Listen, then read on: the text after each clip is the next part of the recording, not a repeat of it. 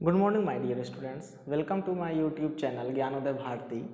आज हम लोग एक नया सब्जेक्ट शुरू करने जा रहे हैं जो कि बीटी यूपी के कोर्स में 5th सेमेस्टर में पढ़ना पड़ता है। ठीक है, सब्जेक्ट का नाम है ऑटोमोबाइल इंजीनियरिंग। तो ये ऑटोमोबाइल से हम लोग क्या समझते हैं?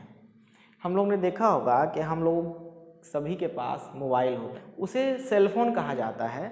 मोबाइल हम लोग उसे इस वजह से कहते हैं क्योंकि उसे हम लोग एक जगह से दूसरी जगह लेकर के जा सकते हैं। एक्चुअली मोबिलिटी से बना है मोबाइल।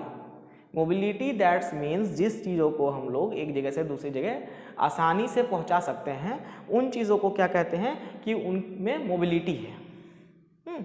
तो इसी से बना है मोबाइल। तो अब ये मोबाइल तो वहीं से आ गया क्योंकि जितनी भी गाड़ियां हैं उसे एक जगह से दूसरी जगह लेके जाया जा सकता है।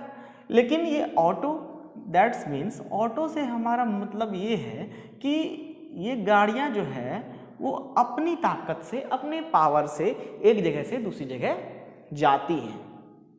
तो जितनी भी गाड़ियां हैं हम लोग देखेंगे कि वो जो है खुद पावर जनरेट करती हैं। हाँ, उसके लिए हम लोग फ्यूल डालते हैं उसमें, लेकिन वो हमारे पावर से जो है हम उसे नहीं ठेल के ले जाते हैं कहीं एक जगह से दूसरी जगह, इसीलिए हम लोग कहते हैं उसे ऑटोमोबाइल। तो सबसे पहले आज पहला क्लास है ऑटोमोबाइल इंजीनियरिंग का, तो हम उसका सिलेबस डिस्कस करेंगे कि उसका सिलेबस क्या है, हमें उसमें क्या क्या पढ़ना है। तो सबसे पहले हम लोग देखेंगे इंट्रोडक्शन, ऑटोमोबाइल इंजीनियरिंग का इंट्रोडक्शन। इस चैप्टर में हमें क्या क्या देखना होगा? तो सबसे इस चैप्टर में हम लोग देखेंगे कि कौन कौन सी कंपनी है जो कि ऑटोमोबाइल व्हीकल्स बनाती है। इंडिया में कौन कौन सी कंपनी है, विदेशों में कौन कौन सी कंपनी है। दूसरा, ऑटोमोबाइल इंजन का जो है क्लासिफिकेशन और ऑटोमोबाइल व्हीकल्स का क्लासिफिकेशन, किस आधार पे उन्हें कैटेगराइज किया जाता है। ओके, उसके बाद हम लोग जितने भी कंपोनेंट्स एक ऑटोमोबाइल व्हीकल्स में होते हैं उसके बारे में भी हम लोग इस इंट्रोडक्शन में देखेंगे। ऑटोमोबाइल की चेसिस बनाएंगे जिसके टॉप व्यू से जो है हम लोग उसके डिफरेंट कंपोनेंट्स को जानेंगे। ये सब चीज़ें हम लोग देखेंगे इस चैप्टर में, ऑटोमोबाइल इंजीनियरिंग में। सेकंड चैप्टर जो हमें पढ़ना है वो है ट्रांसमिशन सिस्टम। तो ट्रांसमिशन सिस्टम क्या होता है?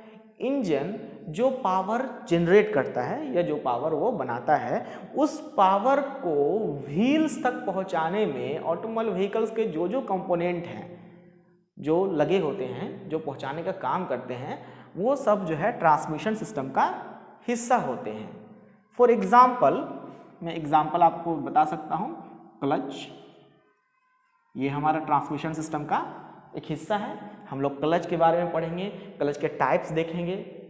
ओके, गियर बॉक्स, ये भी हमारा ट्रांसमिशन सिस्टम का हिस्सा है, ये भी डिफरेंट टाइप्स के होते हैं।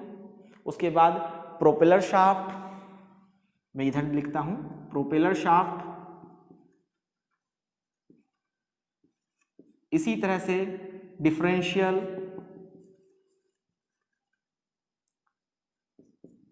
ये सब हमारे ट्रांसमिशन सिस्टम का हिस्सा है। Okay, second version is steering system. Steering system हम लोगों ने, सभी ने, जो लोगों ने भी गाड़ी चलाया होगा उन्होंने देखा होगा स्टीयरिंग व्हील, ड्राइवर के जस्ट सामने स्टीयरिंग व्हील होती है जिसकी मदद से हम लोग गाड़ी को टर्न लेते हैं, यू टर्न लेते हैं, लेफ्ट राइट, और रोड पे चलाते वक्त भी थोड़ा बहुत जो है गाड़ी को हम लोग मूव कराते हैं इसकी मदद से, स्टीयरिंग सिस्टम की मदद से। बहुत पहले जो है मैकेनिकल स्टीयरिंग सिस्टम यूज़ होता था, आज के टाइम में हाइड्रोलिक स्टीयरिंग सिस्टम यूज़ होने लगा है। इसे हम लोग पावर स्टीयरिंग सिस्टम भी कहते हैं। ओके, स्टीयरिंग सिस्टम के भी बहुत सारे टाइप्स होते हैं, वो हम लोग जो है पढ़ेंगे उसके फिगर्स और उसके एक्सप्लेनेशन वर्किंग के साथ। फोर्थ वन जो है वो है हमारा ब्रेकिंग सिस्टम। तो जब गाड़ी मूव करती है और हमें गाड़ी को कहीं पे रोकना है, गाड़ी को रोकना है तो हम लोग क्या करेंगे कि पहले जो इंजन से पावर व्हील तक जा रहा है उस पावर को बंद करेंगे। उस पावर को बंद करने के लिए हम लोग क्लच का यूज़ करते हैं। उसके अलावा जो उसमें अपना एक इनर्शिया होता है, उसके मास के कारण व्हीकल्स में जो अपना इनर्शिया होता है वो तुरंत नहीं रुकेगा, उसके लिए हमें ब्रेक लगानी पड़ेगी। तो उसके लिए गाड़ियों में ब्रेकिंग सिस्टम होता है। ब्रेकिंग सिस्टम भी डिफरेंट टाइप का होता है। मैकेनिकल ब्रेकिंग सिस्टम होता है, हमारा हाइड्रोलिक ब्रेकिंग सिस्टम होता है, इंटरनल एक्सपेंडिंग ब्रेकिंग सिस्टम होता है, पावर ब्रेकिंग सिस्टम, बहुत तरह के ब्रेकिंग सिस्टम होते हैं, डिस्क ब्रेक होता है। तो इन सब ब्रेकिंग सिस्टम्स को हम लोग विद फिगर देखेंगे। Fifth one is suspension system. तो व्हीकल्स के मामले में एक इम्पॉर्टेंट टर्म आता है, जैसे जैसे समय के साथ व्हीकल्स जो है उसको इम्प्रूव किया जाने लगा, उसके डिज़ाइन को ह्यूमन कंफर्ट का जो एक क्राइटेरिया था उसको बहुत ज़्यादा वैल्यू दिया जाने लगा। जितनी भी महंगी गाड़ियां होती हैं उनमें डिज़ाइन, लुक और साथ ही साथ ह्यूमन कंफर्ट, ये सब जो है इफ़िशियंसी वगैरह जो है वो तो जो मीडियम प्राइस की गाड़ियां होती हैं उनमें हम लोग इफ़िशियंसी वगैरह को भी देखते हैं, लेकिन ह्यूमन कंफर्ट जो है ज़्यादातर ह्यूमन कंफर्ट के बिना आज के टाइम में कोई भी व्हीकल्स इमेजिन करना पॉसिबल नहीं है।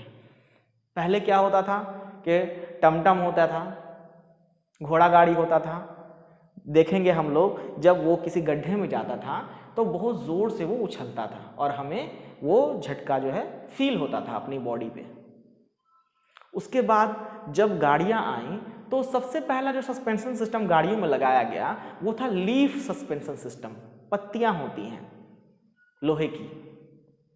तो उसके बाद उसे और इम्प्रूव किया गया, कॉइल सस्पेंशन सिस्टम। अब जो है हाइड्रोलिक सस्पेंशन सिस्टम भी यूज़ किया जाने लगता है, कॉम्बिनेशंस भी कॉइल के और हाइड्रोलिक के यूज़ किए जाते हैं, न्यूमेटिक सस्पेंशन सिस्टम भी यूज़ किया जाता है। तो सबका क्या एडवांटेज है, कहाँ पे किसका यूज़ किया जाता है और सबके क्या डिसएडवांटेज है, उनका हम लोग वर्किंग और फिगर वगैरह सब जो है हम लोग इस चैप्टर में देखेंगे। ओके, उसके बाद 6th चैप्टर जो है वो है बैटरी। बैटरी या फिर यूँ कहें कि इसमें किसी व्हीकल्स में जितने भी इलेक्ट्रॉनिक या इलेक्ट्रिकल सिस्टम होते हैं उसके बारे में हम लोग इस चैप्टर में पढ़ेंगे। जैसे अगर हमारा पेट्रोल इंजन है तो उसमें क्या होता है, स्पार्क इग्निशन सिस्टम लगा होता है। उसके अलावा एसी लगा होता है, हॉर्न लगा होता है, हमारा हेडलाइट्स होते हैं, विंडशील्ड वाइपर होता है। वो सभी कहाँ किससे चलते हैं, तो सभी जो है बैटरी की मदद से चलते हैं। बैटरी को चार्ज करने के लिए क्या होता है, तो बैटरी को चार्ज अल्टरनेटर की मदद से किया जाता है। यही सब चीज़ें जो है हम लोग इस चैप्टर में बैटरी में पढ़ेंगे। अब जैसे कि किस तरह की बैटरी जो है वो ऑटोमोबाइल व्हीकल में यूज़ की जाती है, लीड एसिड बैटरी या फिर जो भी आज के टाइम में लिथियम आयन बैटरी वगैरह जो एडवांस व्हीकल्स में यूज़ की जाती है उस बारे में हम लोग पढ़ेंगे। उसके बाद जो 7 नंबर चैप्टर है हमारा एग्जॉस्ट इमिशन। एग्जॉस्ट इमिशन, तो जब व्हीकल्स नए नए इन्वेंट किए गए और रोड पे चलने लगे तो उनकी संख्या बहुत कम थी, नंबर ऑफ व्हीकल्स बहुत कम थे दुनिया में। उससे जो पॉल्यूशन होते थे उसको नेग्लेक्ट किया जाता था, उतना माना के नहीं चला जाता था।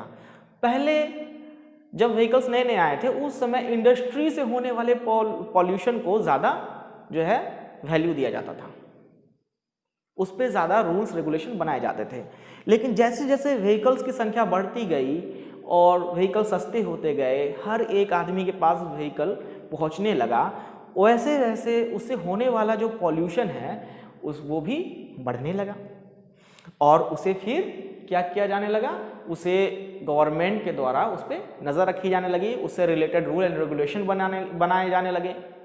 तो exhaust emission that's means pollutant gases निकलते हैं, उसके बारे में हम लोग इस चैप्टर में पढ़ेंगे और उसे किस तरह से रोका जा सकता है, उसके लिए क्या रूल एंड रेगुलेशंस बनाए गए हैं। जैसे कि हम लोग सभी जानते हैं अभी के टाइम में भारत स्टेज 6 करके जो रूल्स है उस हिसाब से गाड़ियां बनाई जा रही हैं।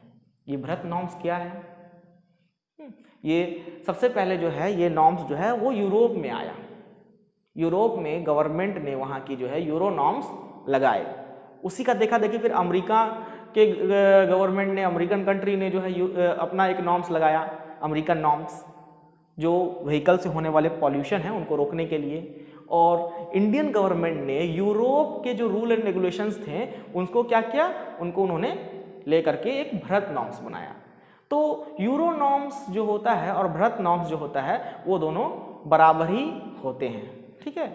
उसको इंडिया में भारत नॉर्म्स कहते हैं और यूरोप में यूरो नॉर्म्स कहते हैं। उनका जो रूल्स है कि कितना पॉल्यूटेंट जो है, कितने ग्राम पॉल्यूटेंट पर किलोमीटर जो है कोई गाड़ी डिस्चार्ज करेगी, उसके लिए उनका एक पैरामीटर दिया गया है। जैसे कि कौन कौन से पॉल्यूटेंट गैसेस निकलते हैं, तो NOx, HC hydrocarbon, SO, CO, ये सब पॉल्यूटेंट गैसेस हैं जो कि गाड़ी के एग्जॉस्ट से निकलते हैं।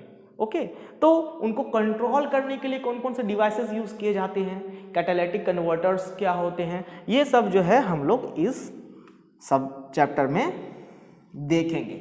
ओके, तो मैं नेक्स्ट वीडियो जो डालूंगा वो इंट्रोडक्शन से शुरू करूंगा, introduction of automobile vehicles, introduction of automobile vehicles, ठीक है। तो ये सब्जेक्ट जो है बहुत इंटरेस्टिंग है क्योंकि हम लोग के आसपास हम लोग व्हीकल्स देख सकते हैं, जो भी हम लोग पढ़ेंगे उसको प्रैक्टिकली हम लोग सामने से देख सकते हैं। तो बहुत इंटरेस्टिंग है और बहुत इजी भी है समझने में, अगर कोई अच्छे से आपको समझाए तो मैं हर चैप्टर को बहुत एलैबोरेट तरीके से लूँगा और आपको मुझे उम्मीद है कि बहुत अच्छे से समझ में आएगा, ठीक है। Thank you. मेरे चैनल को लाइक, सब्सक्राइब एंड शेयर करें। Thank you.